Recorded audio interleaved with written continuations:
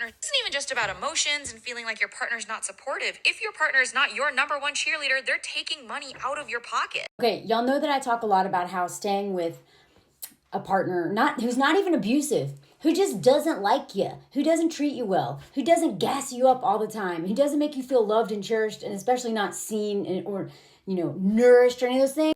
Not only is that man probably slowly killing you through your nervous system, because usually that man is probably going to be super entitled, right? Or usually both, have a lot of his own trauma. But under patriarchy, men in marriage think that they are the prize, that everything's about them, that they are just like, they're the ones who are just supposed to have a bunch of little cheerleaders, whether it's their wife or all their kids. That's why I do those marathon videos all the time. They just want someone at the finish line being like, wow, even though, you're not a hero. Like, so many men just want to be the hero, while actually giving nothing and sacrificing nothing for anyone but themselves. And so I talk a lot about the physical impact of this, emotional impact of this, how it ruins your confidence, how it ruins like your relationship with your body.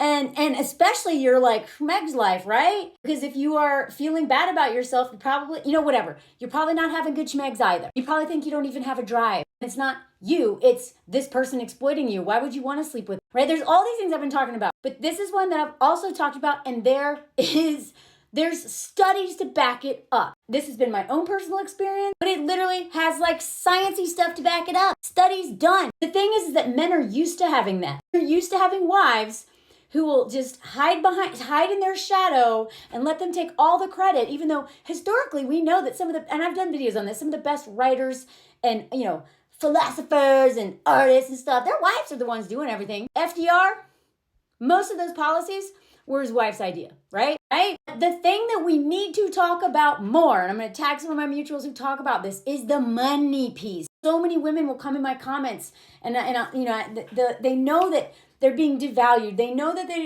they're losing themselves in the relationships. They know that they don't want their children watching this. They know all these things, but they're so afraid of the money piece. They don't know how they're going to make it. And I know, first of all, it's hard. I was in, domestic violence situation, even when I was not tied financially or with babies or anything to this man, and it was still so hard to leave. I had my own bank accounts. This man did not have access to my money. It was so easy for me to leave, and yet it was so hard to leave.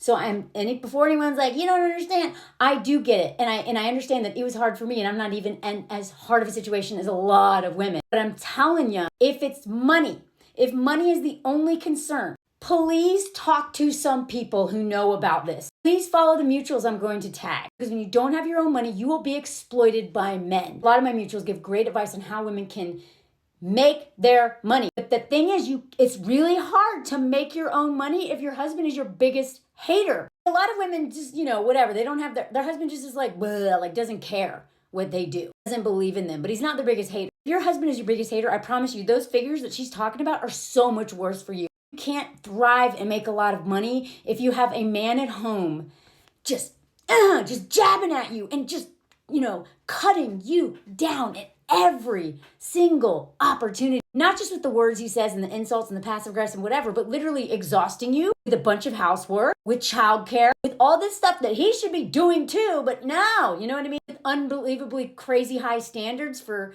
things that on his own he wouldn't have for himself. They keep you tired, keep you occupied with all these things so that you don't realize your true worth, so that you don't go out and make your own money and thrive on your own. And I'm telling you, the only time that the 1 year that my creative career was at its very worst, the worst it's ever been, was when I was in that relationship with that abusive man. And I was in it for less than 9 months. We were only officially together for 5 or 6. It was just a fun little flirtation, cat and mouse chase or whatever. It wasn't really that, because the dude was a sociopath and was totally, well, whatever. He was in my world. I didn't write a single word. Not a single word during that time. As soon as I got out of that relationship, boom!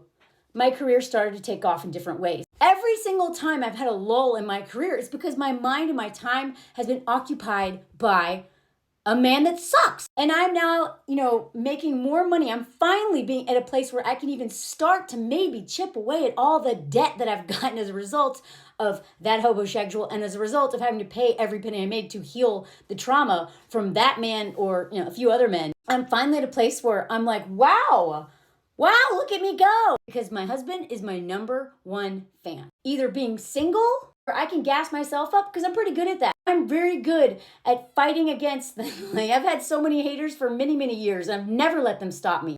Almost always men.